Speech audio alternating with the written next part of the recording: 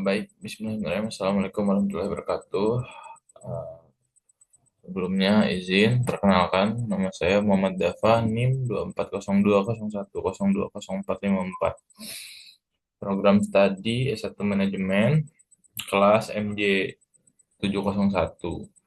Di sini saya akan mempresentasikan UAS mata kuliah Manajemen Kinerja dan Kompensasi dengan judul Membangun Lingkungan Kerja Berbasis Standar Kinerja dan Sistem Kompensasi yang Adil untuk meningkatkan kesejahteraan dan produktivitas karyawan.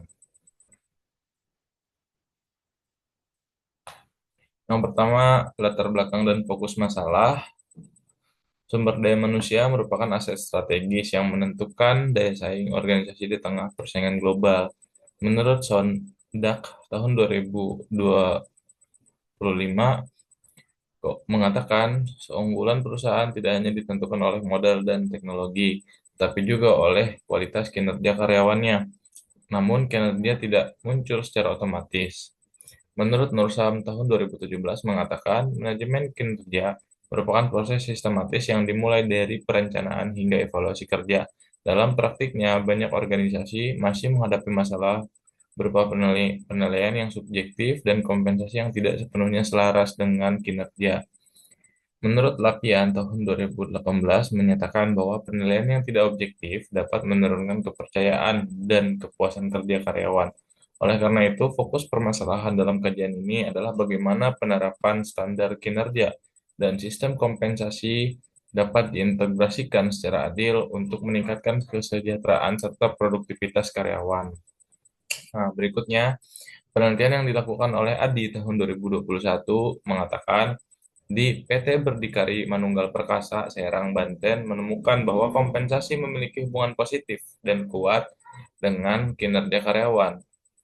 Nilai korelasi sebesar 0,777 menunjukkan hubungan yang tinggi antara kompensasi yang diberikan dan kinerja yang dihasilkan oleh karyawan dalam konteks perusahaan manufaktur tersebut dengan tabel sebagai berikut.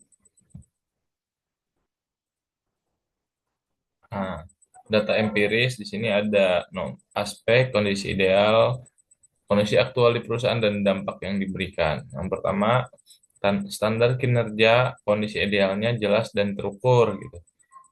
Kondisi aktual di perusahaan, kinerja diukur sesuai dengan indikator perusahaan dan dampaknya produktivitas meningkat. Berikutnya ada penilaian kinerja.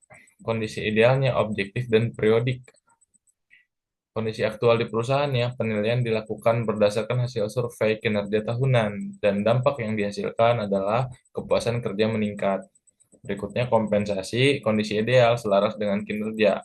Kondisi aktual di perusahaan, kompensasi di PT Bank TBK menunjukkan hubungan positif antara kompensasi dan kinerja. Dampak yang diberikan, motivasi kinerja meningkat. 4. Efek kinerja, kondisi idealnya produktivitas tinggi, kondisi aktual di perusahaan, penerapan insentif di perusahaan terbukti meningkatkan loyalitas dan komitmen. Dan terakhir, dampaknya pencapaian target perusahaan meningkat. Berikutnya kepuasan kerja, kondisi ideal, karyawan termotivasi, kondisi aktual, penerapan insentif di perusahaan terbukti meningkatkan loyalitas dan komitmen. Dampaknya absensi dan turnover menurun. Pendekatan penelitian studi kasus. Penelitian ini menggunakan pendekatan studi kasus deskriptif dengan menggabungkan studi literatur dan studi empiris pada perusahaan di Indonesia. Pendekatan ini dipilih untuk melihat kesesuaian antara teori dan praktik di lapangan. Menurut Sapurta et al. DKK tahun 2025 mengatakan data empiris diperlukan untuk menguji efektivitas konsep manajemen kinerja dalam konsep nyata organisasi. Dengan membandingkan teori dan hasil penelitian pada PT Paninbank dan PT Berdikari Manunggal Perkasa, analisis ini berupa memberikan gambaran objektif mengenai hubungan antara standar kinerja, kompensasi, dan produktivitas karyawan.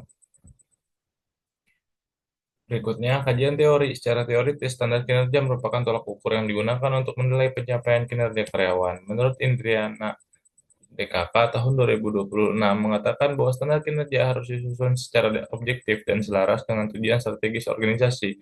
Standar yang baik bersifat spesifik, terukur, relevan, dan berbatas waktu sebagaimana dijelaskan oleh Aida dan Sutrisna tahun 2023. Di sisi lain, kompensasi adalah bentuk penghargaan finansial maupun non-finansial atas kontribusi karyawan. Menurut Kamiluddin tahun 2025 menegaskan bahwa kompensasi yang adil memiliki pengaruh signifikan terhadap peningkatan kinerja. Lebih lanjut, Dwi Erni Nasroatul Ilmiah tahun 2025 menyatakan bahwa kompensasi yang layak berperan penting dalam menciptakan kesejahteraan dan kepuasan kerja.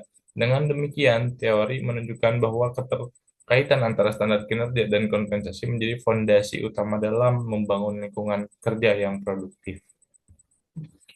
Berikutnya, hasil penelitian dan pembahasan. Hasil kajian menunjukkan bahwa masih terdapat berbagai kendala dalam penerapan manajemen kinerja. Menurut Palguna dan Utari tahun 2020 mengatakan proses penilaian yang subjektif dan kurang transparan menjadi permasalahan utama di banyak organisasi.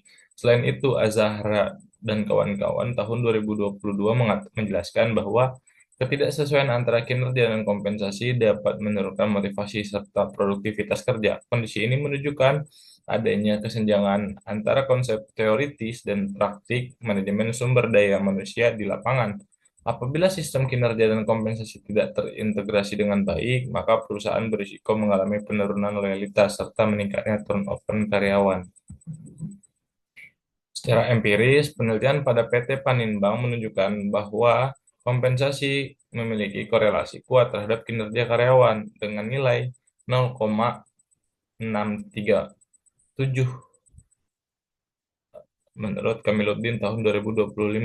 Hal ini menunjukkan bahwa semakin baik kompensasi yang diberikan, semakin tinggi pula kinerja yang dihasilkan. Temuan serupa juga terjadi di PT Berdikari Manunggal Perkasa dengan nilai korelasi sebesar 0,777 menurut Adi tahun 2021 yang mengindikasikan hubungan sangat kuat antara kompensasi dan kinerja.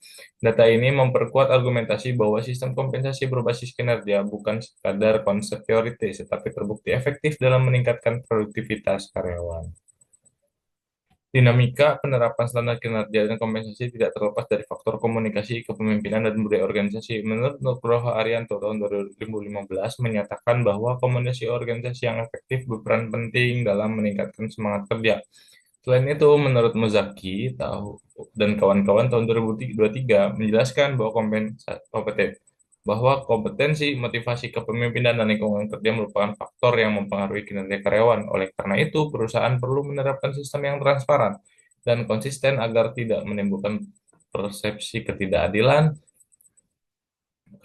dalam kompensasi. Menurut Hidayat Cahyono dan Fauzia tahun 2017 mengatakan merupakan faktor penting dalam menjaga motivasi dan loyalitas karyawan. Apabila standar kinerja disusun secara jelas dan sistem kompensasi diterapkan secara adil, maka akan tercipta hubungan timbal balik yang positif antara perusahaan dan karyawan. Menurut Pandita Musoli 2021 menyatakan bahwa keadilan distributif dan prosedural dalam kompensasi mampu meningkatkan keterlibatan karyawan dan kinerja jangka panjang. Dengan integrasi yang tepat, karyawan akan merasa dihargai, memiliki motivasi tinggi, serta komitmen terhadap tujuan organisasi. Sebaliknya, ketidaksesuaian antara kinerja dan kompensasi berpotensi menimbulkan konflik industrial dan menurunkan produktivitas. Kesimpulan dan rekomendasi berdasarkan kajian teori dan data empiris dapat disimpulkan bahwa standar kinerja dan sistem kompensasi merupakan dua elemen yang tidak dapat dipisahkan dalam manajemen sumber daya manusia. Standar kinerja memberikan arah dan ukuran pencapaian, serta kompensasi menjadi bentuk penghargaan dan kontribusi yang diberikan. Ketika keduanya dikelola secara objektif dan terintegrasi, kesejahteraan serta produktivitas karyawan akan meningkat secara berkelanjutan. Oleh karena itu, perusahaan disarankan untuk menyusun standar kinerja yang terukur, menerapkan penelitian yang transparan, serta mengaitkan kompensasi secara langsung dengan pencapaian kinerja. Langkah ini bukan hanya meningkatkan motivasi kerja, tetapi juga menjadi strategi jangka panjang dalam membangun organisasi yang kompetitif dan berkelanjutan. Berikutnya ada daftar pustaka, jurnal-jurnal yang dilampirkan dalam tugas terstruktur. Baik, Sekian yang bisa saya sampaikan. Kurang lebihnya mohon maaf. Wabillahi taufiq wal hidayah. Wassalamualaikum warahmatullahi wabarakatuh.